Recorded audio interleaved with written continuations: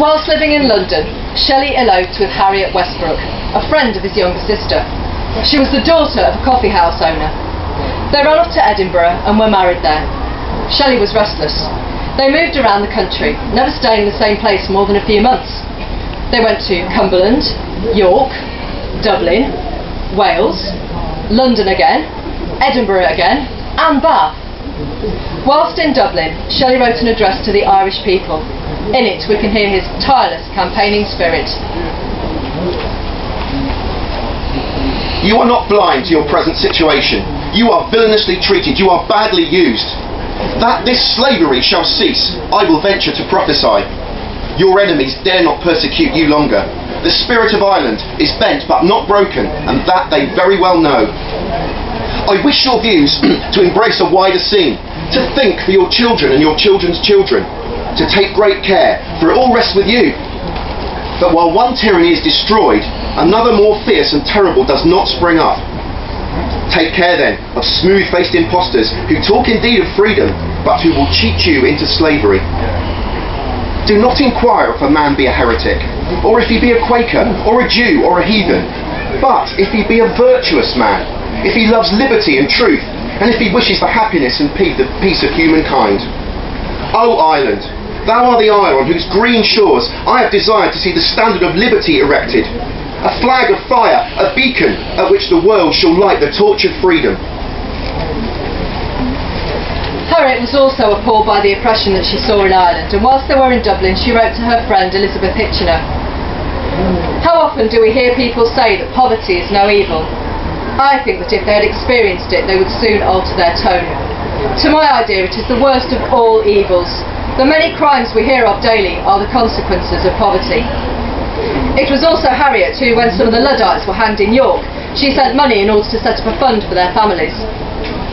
Shelley's behaviour began to attract the attention of the authorities.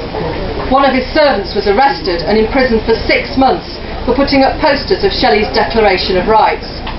Shelley was watched by agents of the Home Office, and whilst living in Wales, the local nobility organised an assassination attempt on Shelley.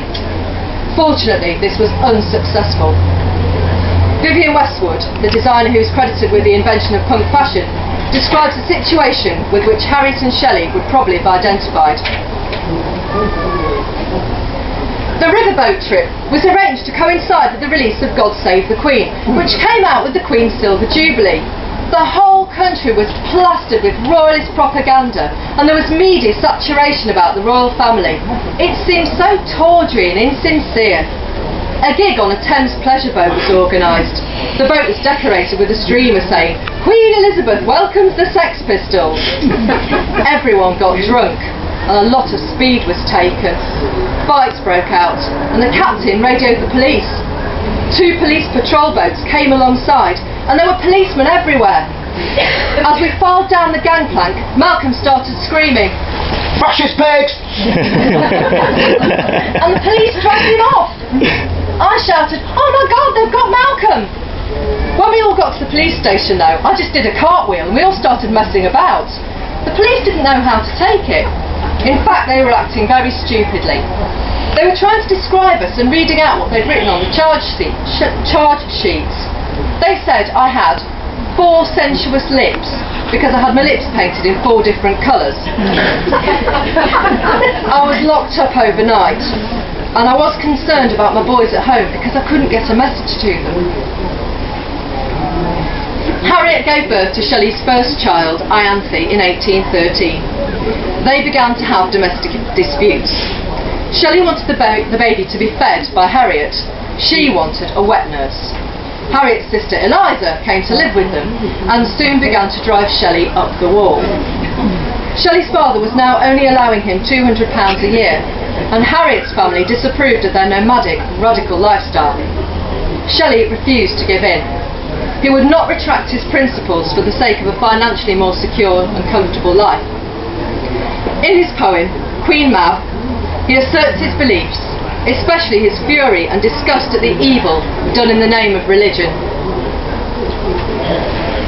The name of God has fenced about all crime with holiness. Himself the creature his worshippers, whose names and attributes and passions change, Shiva, Buddha, foe, Jehovah, God or Lord, even with the human dupes who build his shrines, still serving over the war-polluted world for desolation's watchword. Where the hosts stain his death-blushing chariot wheels as on triumphantly they roll, whilst Brahmins raise a sacred hymn to mingle with the groans. Will countless partners of his power divide his tyranny to witness? Or the smoke of burning towns, the cries of female helplessness, unarmed old age and youth and infancy, horribly massacred, ascend to heaven in honour of his name? Or, last and worst, earth groans beneath religion's iron age, and priests dare babble of a God of peace, even whilst their hands are red with guiltless blood, murdering the while, uprooting every germ of truth, exterminating, spoiling all, making the earth a slaughterhouse. Shelley rejected religion and began to apply his radical philosophy to his diet. Both he and Harriet became vegetarian. Today they would be described as vegan, as they ate no meat, fish or cheese. As Shelley's friend, Thomas Jefferson Hogg, observed, certainly their vegetable dinners were delightful. Flesh never appeared, nor eggs bodily in their individual capacity, nor butter in the gross. The two latter were admitted to cookery, but sparingly as possible, under protest, as culinary aids not approved of, and soon to be dispensed with. Cheese was under the ban.